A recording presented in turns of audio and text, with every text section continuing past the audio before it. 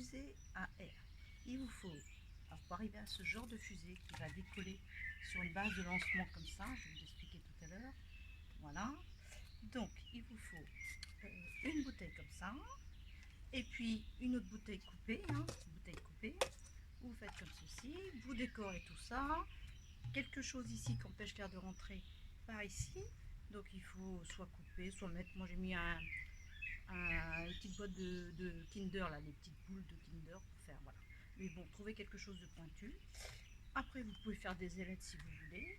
Ensuite, il vous faut un bouchon, vous voyez, le bouchon ici, avec un petit trou dedans, de manière à faire rentrer ce genre d'objet dedans, qui va permettre de faire entrer le gaz dans la fusée.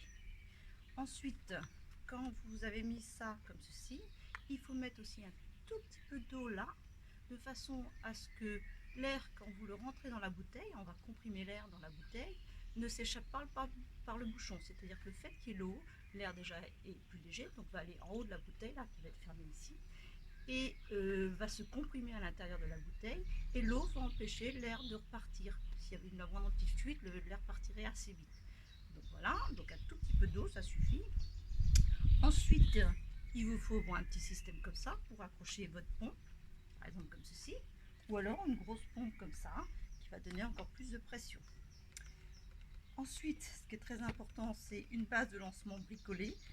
Ne faites jamais ça relié comme ça part, ça peut vraiment aller dans quelqu'un et faire extrêmement mal. Donc il faut absolument un objet qui maintienne votre fusée. Voilà. Moi j'ai mis deux petits bouchons ici pour pas qu'elle s'enfonce. Voilà, comme ceci. Je rappelle, hein, c'est extrêmement dangereux. Donc si vous bricolez quelque chose comme ça, assurez-vous que votre fusée soit guidée. Sinon vous ne faites pas. Donc alors moi ensuite je vais relier ici. Je comprends le système. Je retrouve là, comme ça, tac. Je vais faire bloquer là et je vais pomper. Mais là je vais m'éloigner pour que vous voyez la fusée monter tout en haut, hein, les arbres sont très hauts. Donc je vais aller dans la zone là-bas, je vais pomper très fort et on va voir où ça va. En fait, j'ai pas encore testé cette fusée, donc on va le faire ensemble. Donc voilà, je vais aller plus loin. Donc voilà, on va pomper de manière à mettre de l'air dans la bouteille. L'eau va empêcher que ça s'échappe, l'air va entrer sous pression et à un moment donné, la force va être suffisante pour expulser la fusée. C'est-à-dire quand l'air va sortir, la fusée va être propulsée vers le haut.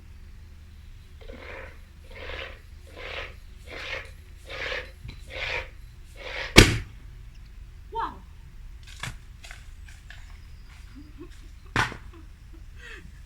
Bon, bah super. Donc en fait, vous voyez la hauteur où c'est monté,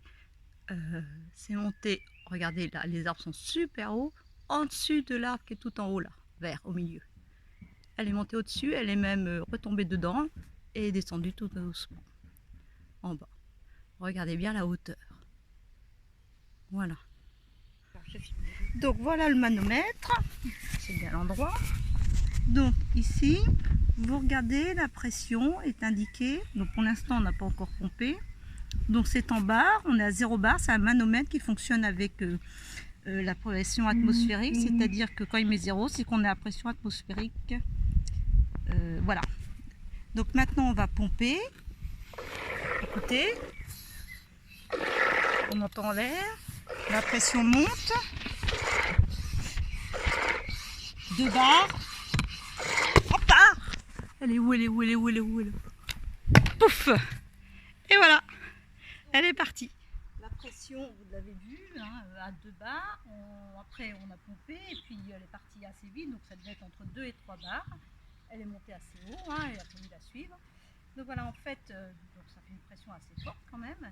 Et plus là, évidemment, la pression est forte à l'intérieur, plus la fusée va partir haut.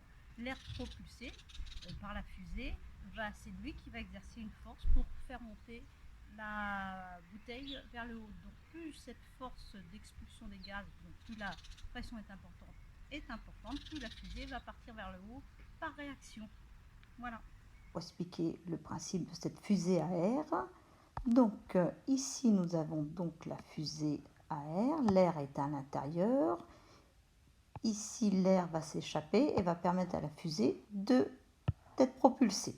Donc, lorsque le gaz à l'intérieur est comprimé, la bouteille va exercer une force sur ce gaz pour l'expulser. Donc, c'est la force exercée par la fusée sur le gaz. Le gaz, en sortant, va aussi exercer une force sur la fusée. Donc, c'est la réaction. Et cette force est égale et opposée. C'est la force du gaz exercé sur la fusée qui va permettre à la fusée de décoller. Donc vous avez vu, c'est très simple. Hein. Donc la fusée, alors des petits conseils. D'abord, vous avez compris que ça c'était nécessaire. Il y a quelle force ça part. Vous avez vu aussi que j'ai pompé assez vite pour faire rentrer l'air sous pression très rapidement afin que ça parte d'un seul coup. Ce qu'il faut aussi, c'est qu'il n'y ait aucune fuite ici. Il faut que ce soit que la petite aiguille là rentre dans un bouchon assez serré. Voilà, un demi-bouchon, ça suffit. Bien choisir un bouchon qui puisse rentrer quand même, regardez, j'enfonce quand même, mais qui soit dur à enlever de façon à ce que ça maintienne sous pression le maximum de temps. C'est-à-dire que si le bouchon part trop vite parce que les frottements sont pas assez forts parce qu'on a pas assez enfoncé, bah, la fusée va partir moins haut. Donc il faut enfoncer le plus possible, il faut aussi qu'il puisse partir le bouchon. Hein. Et voilà pour ce qui est ça. Ensuite, c'est à peu près tout comme recommandation. Oui, l'eau. Hein, attention quand vous mettez l'eau et pour fermer ça, l'eau est si cool. Hein, je me suis fait avoir tout à l'heure. Donc il faut aussi mettre un petit peu d'eau, faire comme ça, arranger le coup et que l'eau soit toujours à ce niveau-là. Sinon, quand on pompe, comme je vous l'ai dit tout à l'heure, l'air s'échapperait. Voilà, tout ce qui est recommandation.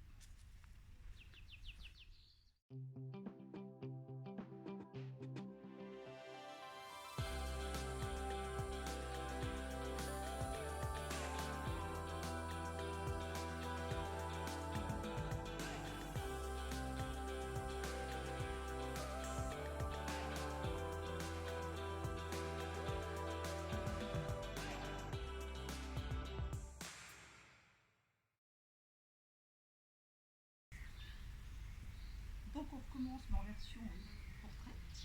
Vous voyez jusqu'en haut des arbres, c'est là où c'est à l'équipeur. C'est parti.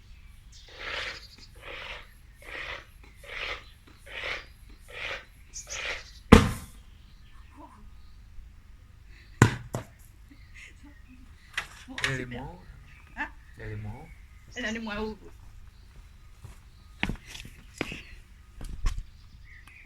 Donc là j'ai changé de bouchon, j'ai mis un bouchon encore plus gros en espérant que ça aille plus haut, qu'on puisse monter plus en pression plus longtemps et de manière que la fusée aille le plus haut possible.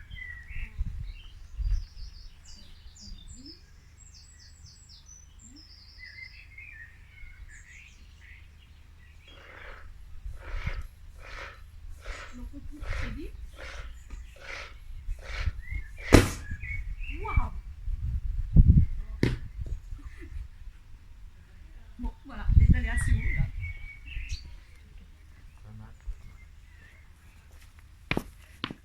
Donc, pour se donner une petite idée de la hauteur de l'arbre et de là à là, en fait, j'ai mesuré ma distance entre la main et les pieds. Donc ici, je fais à peu près 2 mètres.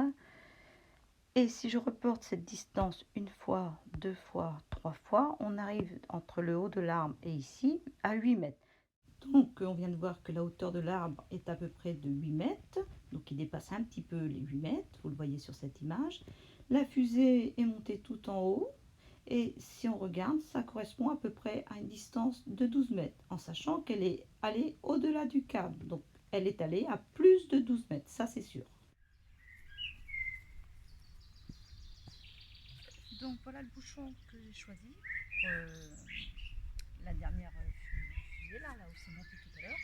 Donc vous voyez, il était un peu plus évasé ici. Donc pour le rentrer, c'était beaucoup plus difficile. J'ai forcé très très fort jusqu'à certains endroits. Évidemment, rappelez-vous, il faut mettre un petit peu d'eau. Et donc je remonte le système. Hop, un petit trou, ça, fixé. Et voilà, comme ceci. Comme ceci.